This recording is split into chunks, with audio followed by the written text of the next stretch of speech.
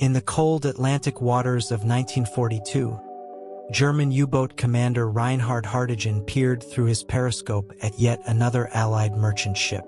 He smiled. This one looked different, crudely built, with visible weld seams running along its hull. His crew had heard rumors about these new American ships. Ships that were welded together instead of properly riveted. Ships built by workers who'd never seen the ocean. "Gentlemen," Hartigen reportedly told his crew, "the Americans are so desperate, they're sending us targets made of tin cans welded together. They'll crack apart in the first storm." His torpedo struck the merchant vessel amidships. The ship shuddered, listed, but didn't break apart. Within minutes, another identical ship appeared on the horizon. Then another, and another. What Commander Hartigen didn't know, what none of the German submariners could have imagined, was that America wasn't just building ships. America had industrialized shipbuilding itself, creating a production line that would build vessels faster than Germany could sink them. By the time the war ended, those tin can Liberty ships had carried the equipment, fuel, food, and ammunition that won World War II.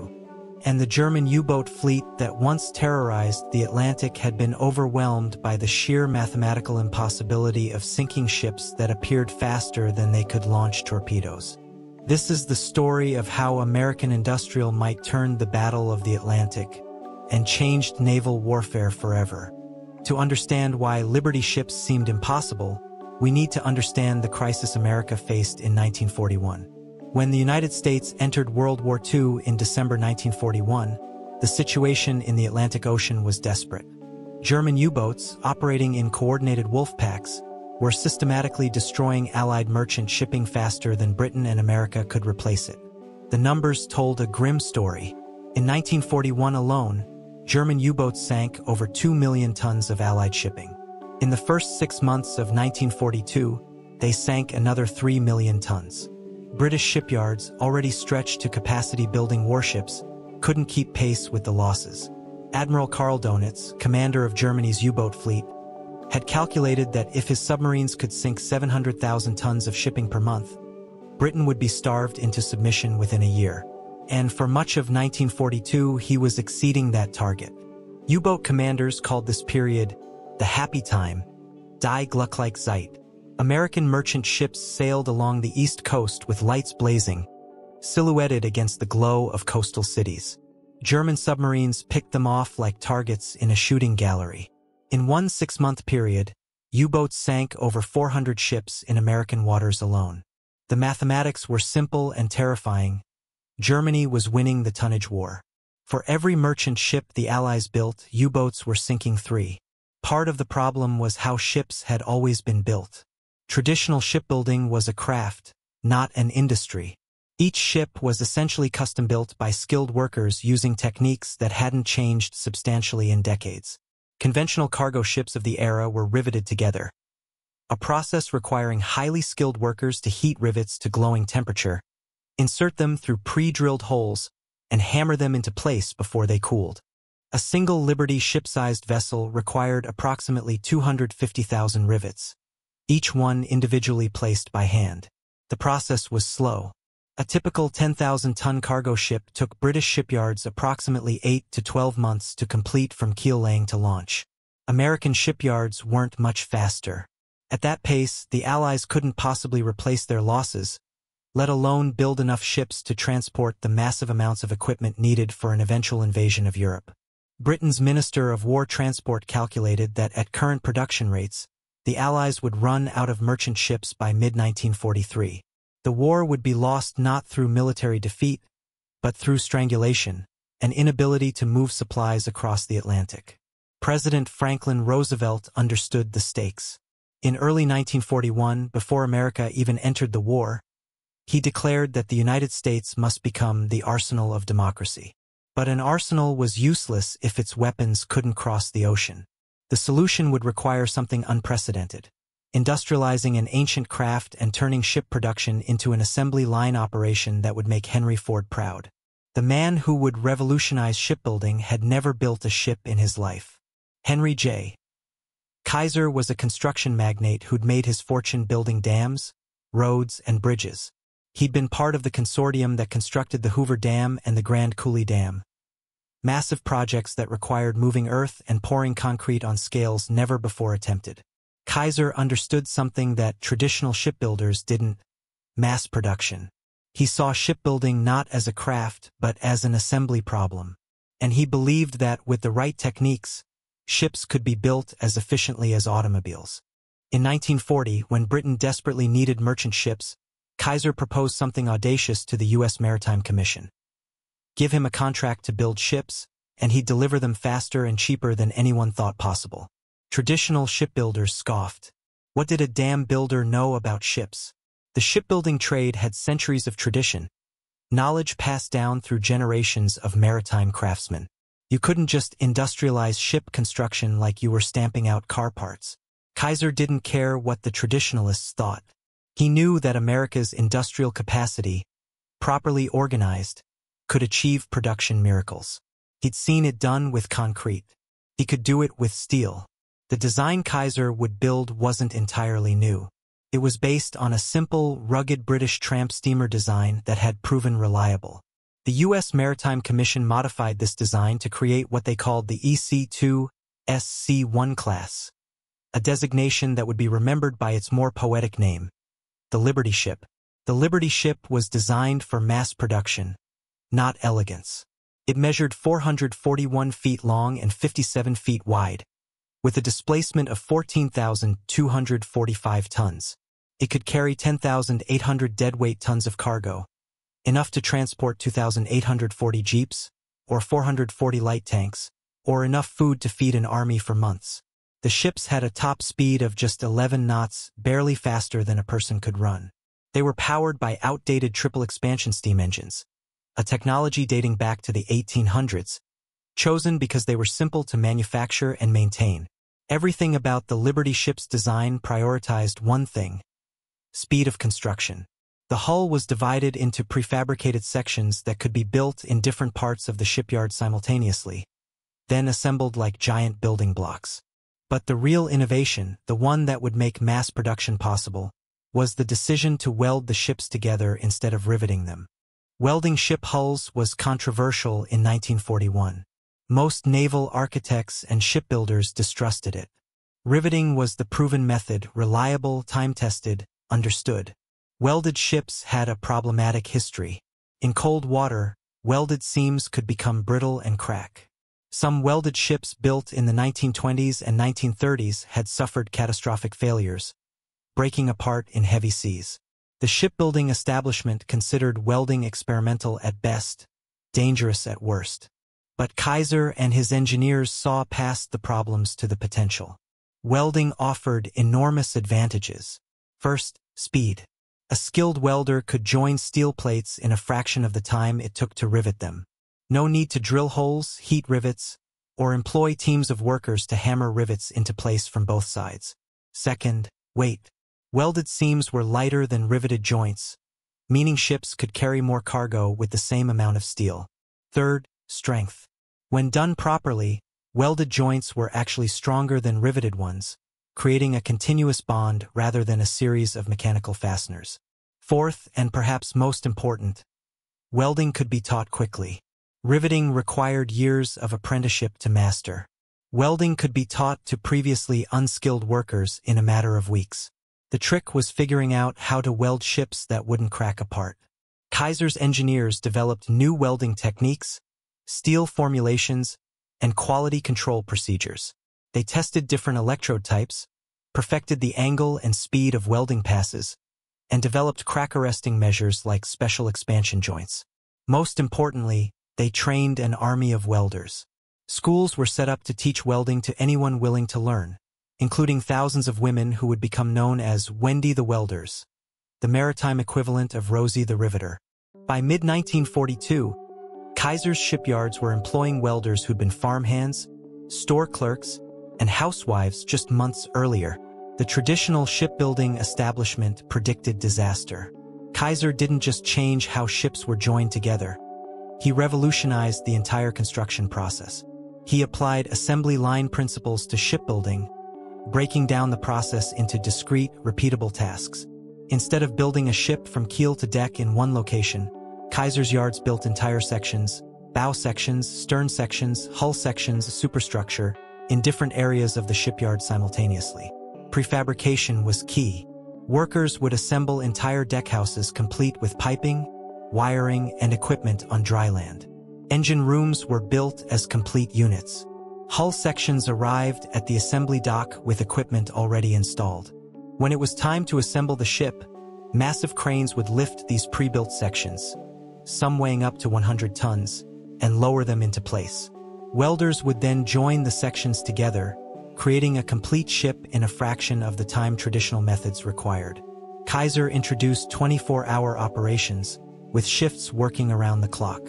He standardized parts across all ships, meaning components were interchangeable. He created specialized work crews that did the same task repeatedly, gaining speed through practice. He also eliminated unnecessary steps. Traditional shipbuilding involved launching an incomplete hull, then finishing the ship at a fitting-out pier. Kaiser kept ships on the construction ways longer, completing more work before launch, reducing the time ships spent occupying valuable pier space. The traditional shipbuilders continued to scoff. This wasn't shipbuilding, they said, it was factory work. These ships would fall apart. The ocean would destroy them. They were about to be proven spectacularly wrong. The first Liberty ship, the SS Patrick Henry, was launched on September 27, 1941, in Baltimore. President Roosevelt attended the ceremony, declaring that these ships would carry the light of freedom across the Atlantic. That first ship took 244 days to build from keel laying to launch, respectable, but not revolutionary. But Kaiser and his team were just getting started.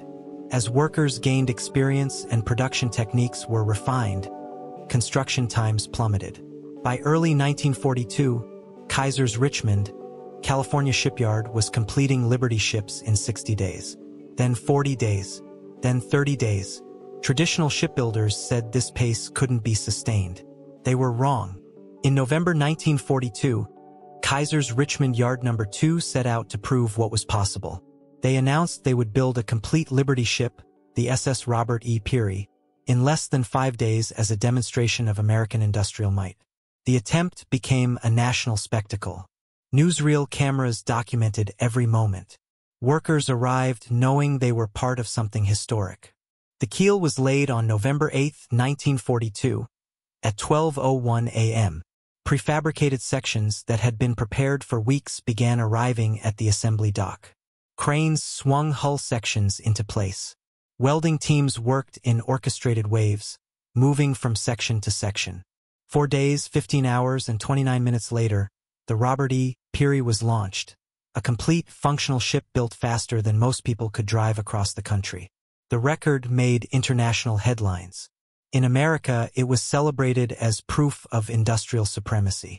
In Germany, propaganda minister Joseph Goebbels dismissed it as a publicity stunt, claiming the ship would sink on its maiden voyage. The Robert E. Peary would go on to serve throughout the war, making numerous Atlantic crossings, carrying thousands of tons of vital supplies. It survived until 1963, 2 decades of service from a ship built in less than a week. While the 5-day ship was exceptional, a demonstration rather than standard procedure, it proved what was possible.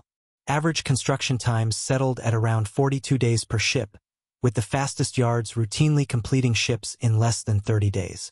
The speed records were impressive, but the real miracle was the scale of production.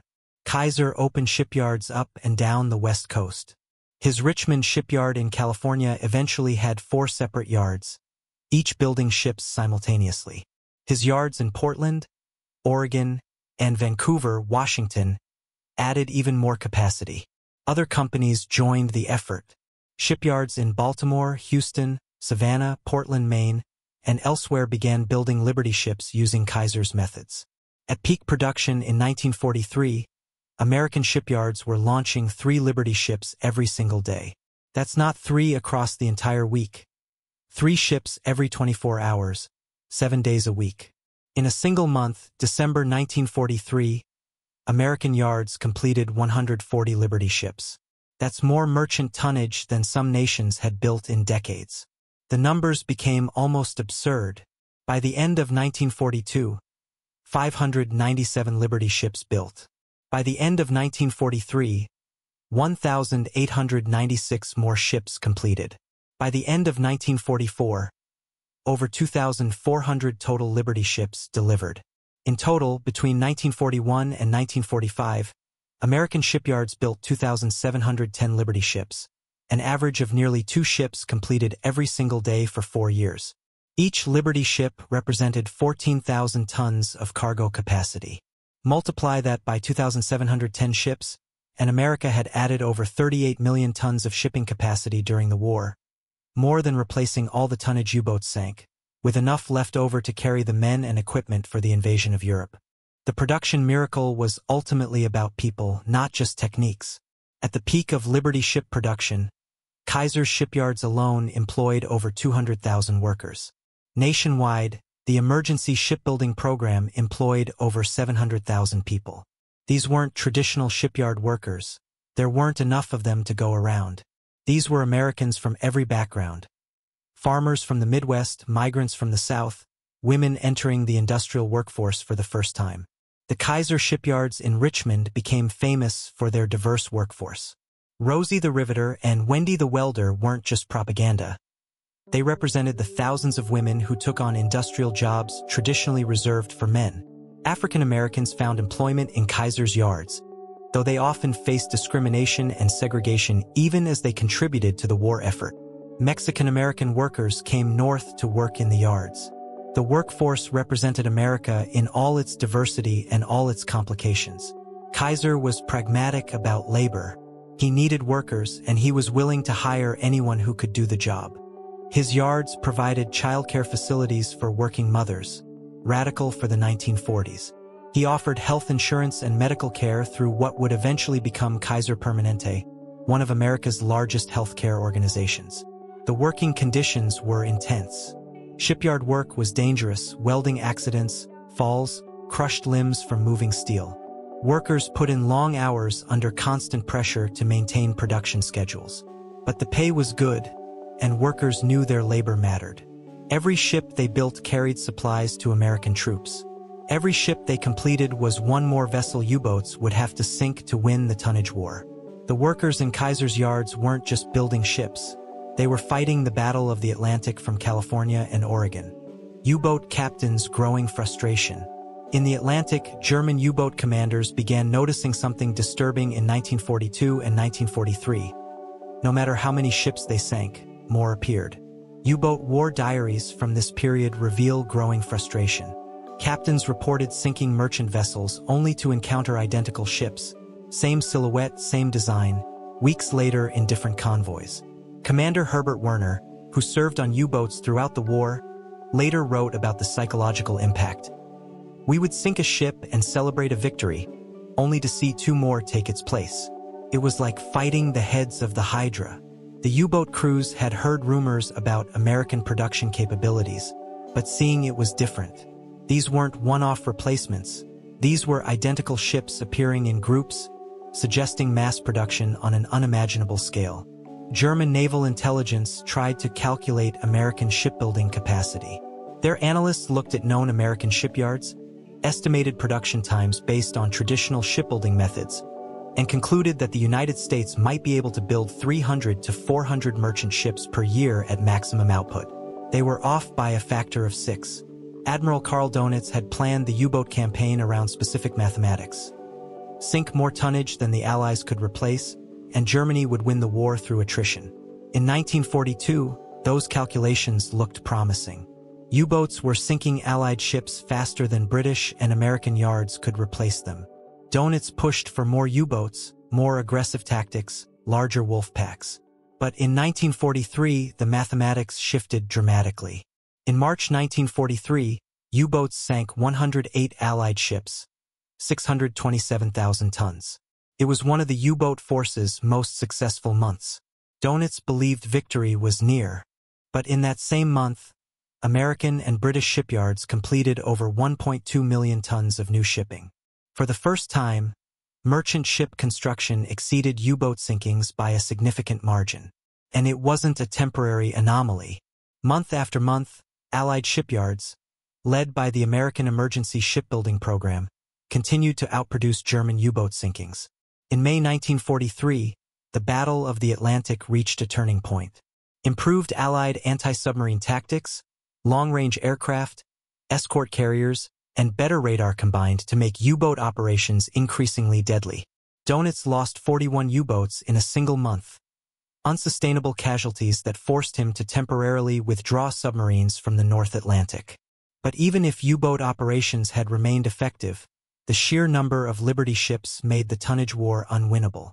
Germany would have needed to triple or quadruple U-boat production just to keep pace with American shipbuilding, and Germany didn't have the industrial capacity. Captured German naval intelligence documents from 1943 reveal the moment German planners realized the scope of American production.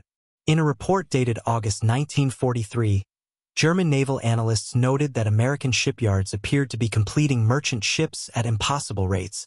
The report expressed skepticism about the figures, suggesting they must be based on faulty intelligence or Allied disinformation. By early 1944, German intelligence could no longer deny reality. Reconnaissance photographs of American ports showed dozens of identical ships loading cargo. Reports from neutral observers confirmed that American shipyards were operating on scales never before seen in maritime history. A German naval staff assessment from March 1944 grimly concluded, "The enemy's shipbuilding capacity, particularly that of the United States, has proven far greater than our most pessimistic estimates. The tonnage war cannot be won through submarine operations alone." Albert Speer, Hitler's Minister of Armaments and War Production, later wrote that German planners had fundamentally misunderstood American industrial capacity. They had assumed American production would follow European patterns, skilled craftsmen in established factories producing quality goods at measured rates. Instead, America had industrialized production itself, applying mass manufacturing techniques to items Europeans considered too complex for assembly line production. Germany had built 1,100 U-boats during the war, an impressive number. America had built 2,710 Liberty ships in less time, using similar steel tonnage, while simultaneously building thousands of other vessels. The welded Liberty ships that U-boat crews had initially mocked earned grudging respect as the war progressed. These ships proved remarkably resilient.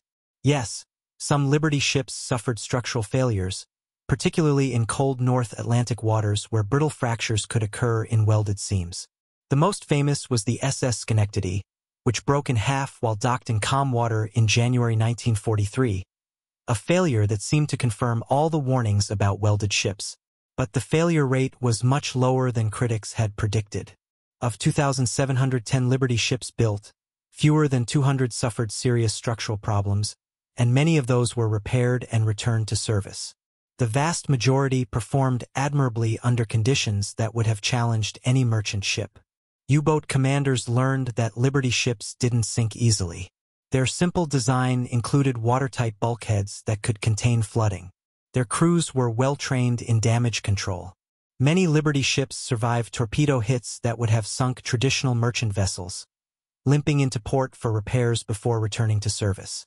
The SS Stephen Hopkins became legendary when it fought back against two German surface raiders in September 1942. Though outgunned and ultimately sunk, the Liberty ship's crew managed to damage one raider so severely it had to be scuttled, the only American merchant ship to sink a German surface warship in combat. German U-boat captains noted in their reports that these American ships, while slow and ungainly, were surprisingly tough. They carried defensive armament, typically a 5-inch gun aft and smaller guns mounted around the superstructure. Their crews would fight back, making attacks more dangerous. But the ultimate testament to Liberty ship quality was simpler. They kept coming. Month after month, year after year, across the Atlantic, through the Mediterranean, across the Pacific. The ships the German submariners had laughed at were winning the war through sheer persistence and numbers. Winning the Battle of the Atlantic. The Liberty ship program didn't win the Battle of the Atlantic alone. Improved anti-submarine tactics, long-range aircraft, escort carriers, radar, and breaking German codes all played crucial roles. But Liberty ships provided the foundation that made Allied victory possible.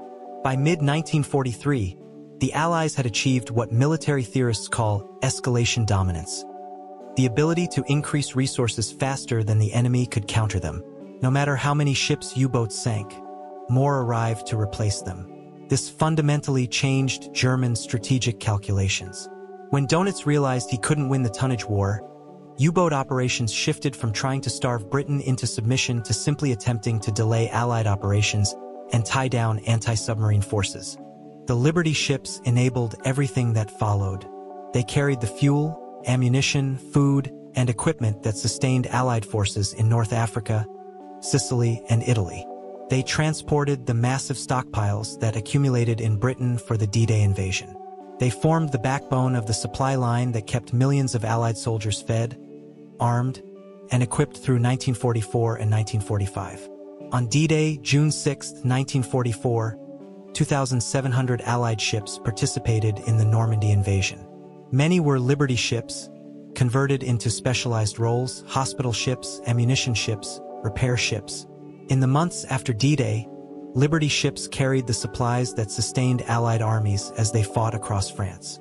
One calculation stands out. In 1944 alone, Liberty ships and other emergency-built vessels carried over 17 million tons of cargo to Europe. That's approximately 800 million cubic feet of war material, enough to fill a solid block 1 mile long, 1 mile wide, and 1,500 feet tall.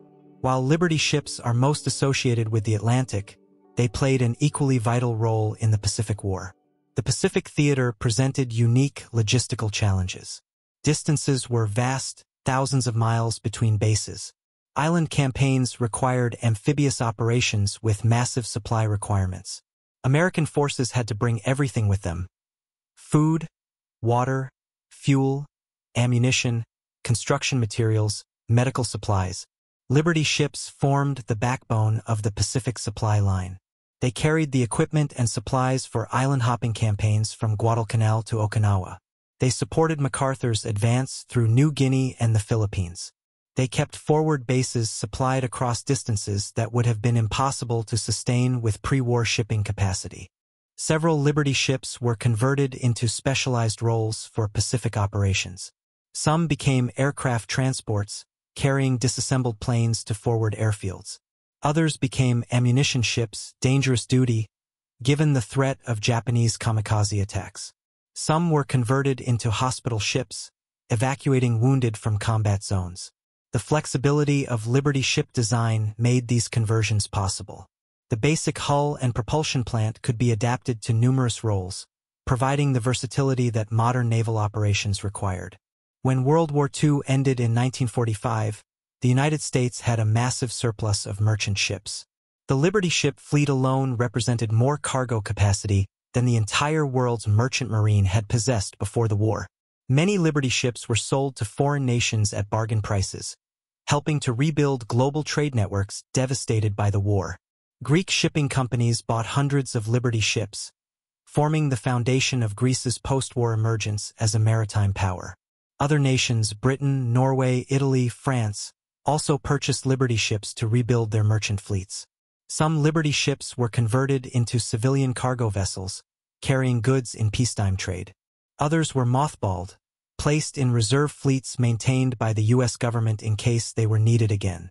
During the Korean War, Liberty ships were reactivated to carry supplies to United Nations forces.